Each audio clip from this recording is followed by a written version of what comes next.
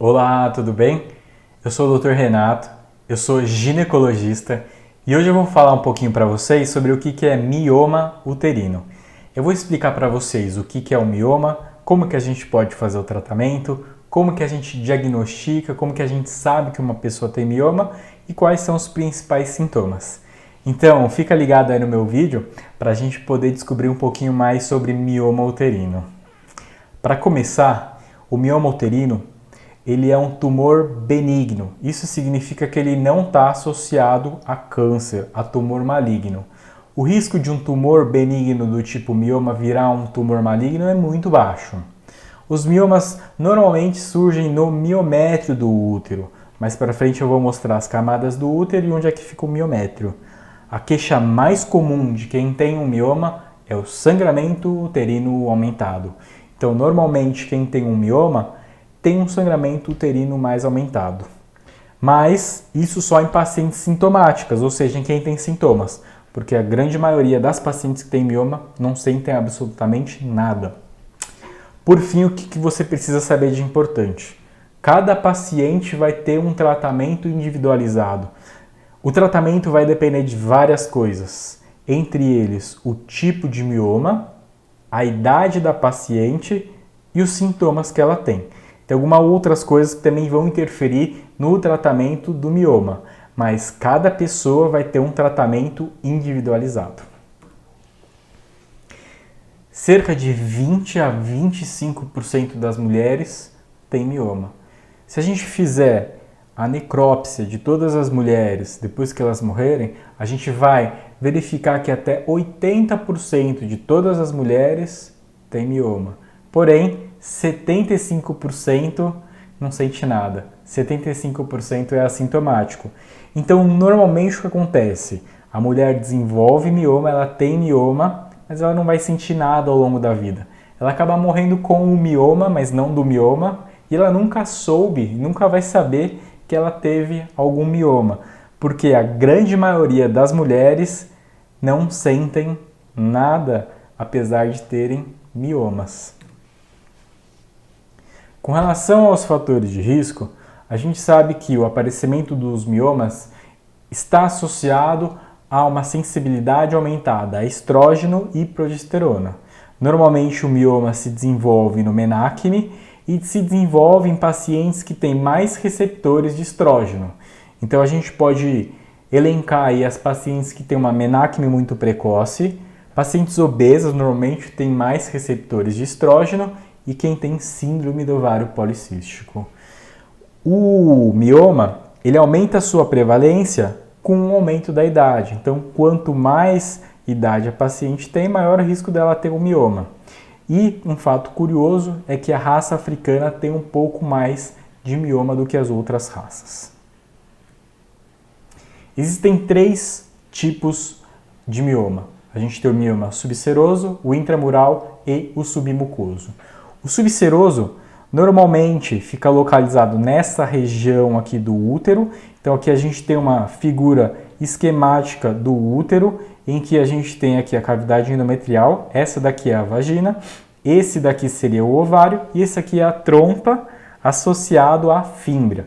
Então se a gente tem um mioma nessa topografia, que é a serosa do útero, a gente tem um mioma subseroso.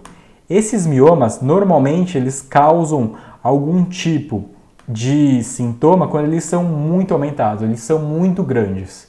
E aí, esses sintomas são sintomas compressivos, por exemplo, ele acaba comprimindo alguma outra estrutura, isso pode causar dor, ou às vezes pode até comprimir um ureter, isso pode dar uma hidronefrose, tá bom? Agora, o outro tipo de mioma é o intramural. Se o mioma intramural ele é muito grande, ele pode causar um sangramento aumentado e pode também causar muita dor na hora da menstruação, que é chamado de dismenorreia. Por fim, o último tipo de mioma é o mioma submucoso, que ele tem contato íntimo com o endométrio e normalmente ele causa um sangramento aumentado e está associado à infertilidade. Agora um parênteses aqui sobre miomas e gestação. Só 20% dos miomas crescem na gestação, ainda bem. Então é a minoria que acaba crescendo durante a gestação. E esse crescimento se dá principalmente no primeiro trimestre.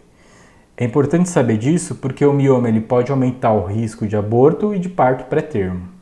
Eles não devem ser removidos durante o parto. Isso por quê? Durante a gestação, o útero ele tem uma vascularização muito aumentada, então chega muito sangue para o útero.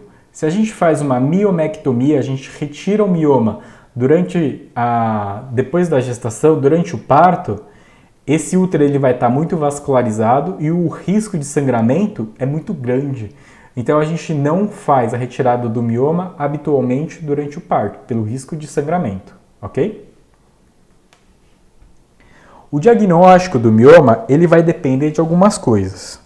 Vai depender basicamente da história clínica da paciente, um sangramento uterino anormal, por exemplo. O exame físico ele pode revelar a presença do mioma, por exemplo, se for um mioma muito grande, causando um aumento de uma massa abdominal, então pode ser detectado no exame físico.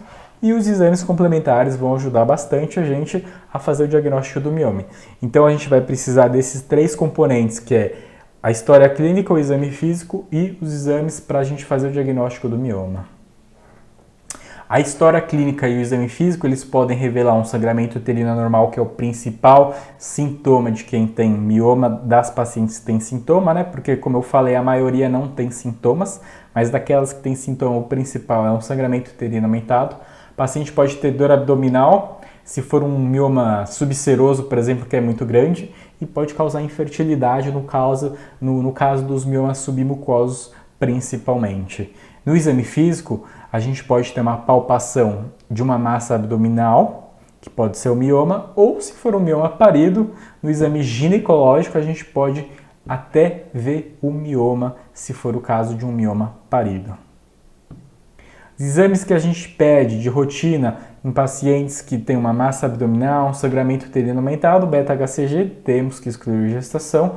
Ultrassom transvaginal vai ser de fundamental importância. Se a gente suspeitar de algum mioma submucoso, é muito interessante a gente pedir a histeroscopia e, em casos selecionados, a gente pede ressonância magnética, mas não é rotina pedir ressonância magnética para todas as pacientes. O tratamento vai ser individualizado, então tem várias coisas que a gente tem que levar em conta para poder escolher o tratamento mais adequado para aquela paciente. E o mais importante, pacientes assintomáticas não sentem nada, a gente vai fazer um segmento sem intervenção. A gente não vai propor fazer uma esterectomia, uma miomectomia, ou seja, a retirada do mioma. A gente não faz uma terapia profilática, ou seja, melhor tirar o mioma agora porque ele pode crescer. Não, se ela não sente nada, a gente não faz esse tipo de tratamento. Melhor tirar o útero porque senão o meu útero pode crescer devido aos miomas. Não sente nada, é assintomática, esquece, não tira, não vale a pena, não tem recomendação para isso. A única exceção é um desejo gestacional futuro e se tiver uma compressão do ureter causando uma hidronefrose. Aí pode ser considerado um tratamento, por exemplo, uma miomectomia no caso de quem tem um desejo gestacional. Agora, se a paciente ela tem sintoma, aí a gente vai oferecer os tratamentos e os tratamentos vão depender do que a paciente sente. Por exemplo, dependendo do sintoma da paciente, esse sintoma pode ser um sangramento anormal, pode ser uma dor ou pode ser uma sensação de preso, o tratamento vai ser diferente. O segmento sem intervenção para aquelas pacientes que são assintomáticas devem ser oferecidos para as pacientes que não desejam tratamento. Se a paciente tem um mioma, mas ela não sente nada, é legal fazer um ultrassom novamente em 3 a 6 meses para poder avaliar o crescimento do mioma. Se crescer demais, tem que ligar a luz de alerta para ficar preocupado com neoplasias malignas, ok?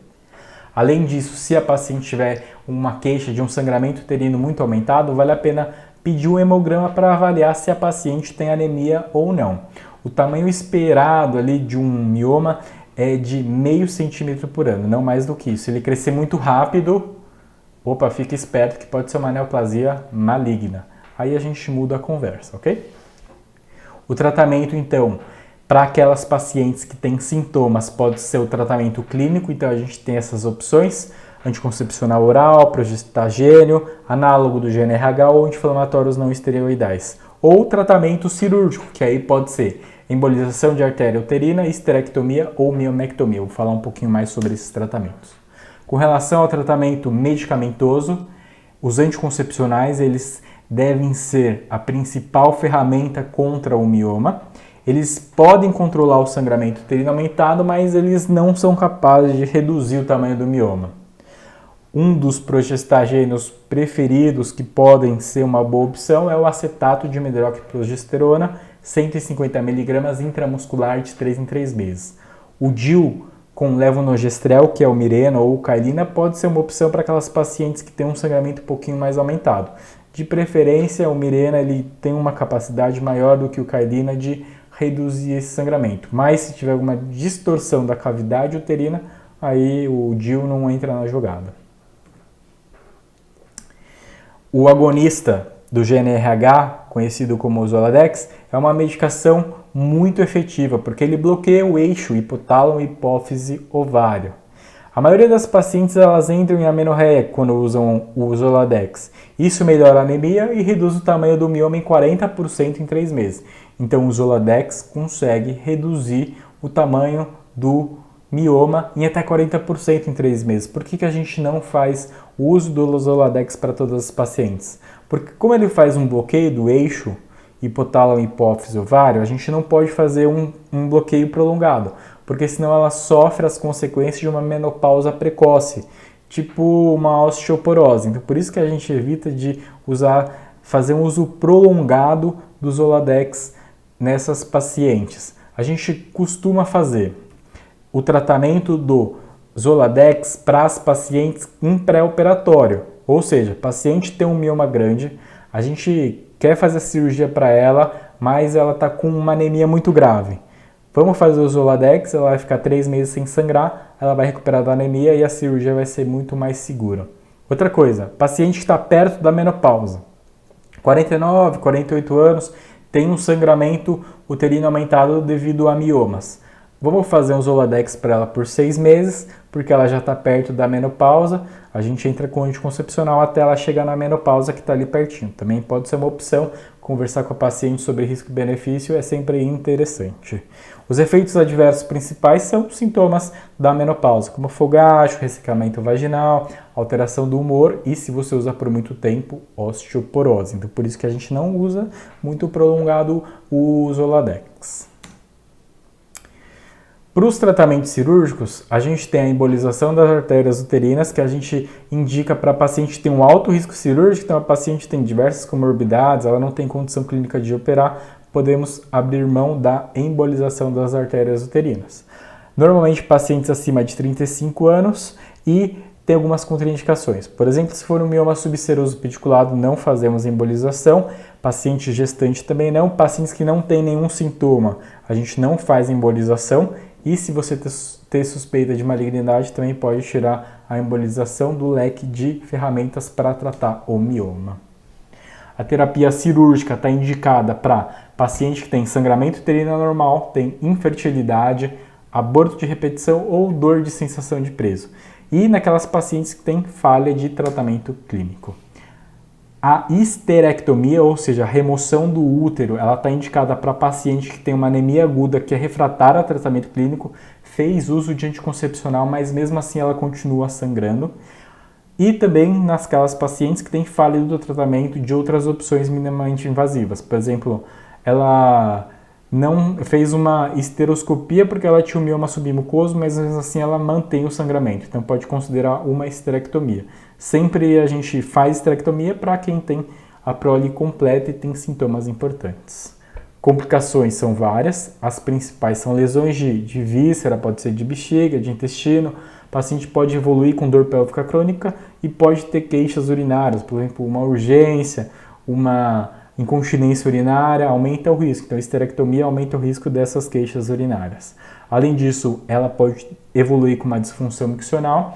Apesar de tudo, a mortalidade ela não é tão alta, 2 para 1000.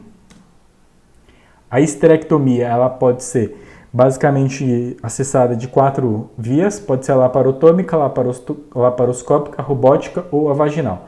A vaginal tem menor tempo de internação hospitalar, menor tempo para retornar às atividades físicas e menos episódios de febre. Então a via vaginal ela sempre deve ser a preferida porque ela tem menos riscos de complicações para as pacientes. A escolha de qual via dessas que o cirurgião vai fazer depende de várias coisas, como as características clínicas da paciente. Geralmente, o útero acima de 500 é aconselhável fazer via abdominal pelo tamanho do útero, mas isso vai depender de várias coisas, incluindo da habilidade do cirurgião. A gente pode fazer uma esterectomia total ou subtotal. A subtotal é quando a gente preserva o colo do útero, ela tem uma menor taxa de dispareunia, ou seja, dor na hora da relação sexual, e ela é similar quanto à função pélvica se você comparar com uma histerectomia total. Ela tem uma melhor recuperação, tem menos febre e menos intercorrência que a esterectomia total. A histerectomia total é quando a gente retira o colo do útero. Ela tem menor sangramento a longo prazo, tem menos prolapso cervical a longo prazo e a gente precisa sempre lembrar da prevalência de câncer de colo de útero e a baixa cobertura do rastreio no Brasil. Então, se você puder tirar o colo do útero, é sempre bom considerar essa possibilidade devido à possibilidade de câncer de colo de útero. A outra opção é a miomectomia, então é retirada de miomas. Então aqui a gente tem a fotinho aqui de vários miomas daquela miomectomia. E a miomectomia, ela é para aquelas pacientes que têm a prole incompleta que querem manter o útero. Ou ela pode não ter a prole completa, mas aquela que quer manter o útero, ok, podemos considerar fazer a miomectomia. O acesso vai depender de qual tipo é o mioma, então se for um mioma intramural ou subseroso, a gente pode fazer por 3 vias básicas, laparotômica, laparoscópica ou robótica. Agora, se for um mioma submucoso, tiver aqui dentro da cavidade endometrial, a gente pode fazer uma histeroscopia, a gente coloca o histeroscópio dentro do útero da paciente. Essa histeroscopia, ela acaba retirando aqui esse mioma por via histeroscópica e ela é uma via muito interessante porque a paciente geralmente fica internada 1 dia e a recuperação é muito mais rápida. Se for um mioma parido, às vezes é sorte da paciente, porque a gente consegue fazer via vaginal. É uma cirurgia também que normalmente costuma ter menos complicação que uma via laparotômica, por exemplo. Mas para poder escolher qual via vai ser utilizada, a principal característica que é levada em conta é o tipo do mioma. Então, resumindo, se você chegou até aqui, parabéns, mas presta atenção agora nesse slide que vai ser muito importante para você. Se a paciente ela é assintomática, ela não sente nada, o segmento clínico é a melhor opção. Agora, se a paciente sente dor, por exemplo, sente sangramento ou infertilidade, a gente vai precisar tratar essa paciente. Se a paciente sente sangramento, ela tem um sangramento aumentado, a gente começa com anticoncepcionais, como a progesterona. Se ela tem melhora, ok, está resolvido. Não teve melhora, precisamos considerar tratamento cirúrgico, uma miomectomia ou uma histerectomia. Se a paciente tiver a prole completa, a gente pode considerar a histerectomia. Agora, para aquelas pacientes que têm dor, mas que querem ter uma gestação no futuro, então a gente vai precisar manter o útero dela. Vamos considerar a miomectomia. Agora ela não quer mais ter filho no futuro. Podemos considerar a histerectomia. Aí para escolher a via vai depender de vários fatores, entre elas o tamanho do útero. Se a paciente tiver infertilidade, o mioma for maior do que 7 centímetros ou tiver alguma alteração endometrial, por exemplo, for um mioma submucoso ou for um mioma intramural que ele é muito grande e acaba baulando o endométrio, vale a pena fazer uma miomectomia. E como é infertilidade, ela vai querer ter uma gestação no futuro, portanto, a gente preserva o útero da paciente. Eu espero que eu tenha conseguido explicar um pouquinho mais para você sobre o que é mioma, quais são os sintomas principais que uma mulher com mioma uterino pode ter e quais são as opções de tratamento. No outro vídeo eu falo um pouquinho mais sobre histerectomia também. Então, se você quiser assistir outros vídeos sobre saúde da mulher, segue o meu canal no YouTube para você ter um pouquinho mais de informação. Tchau!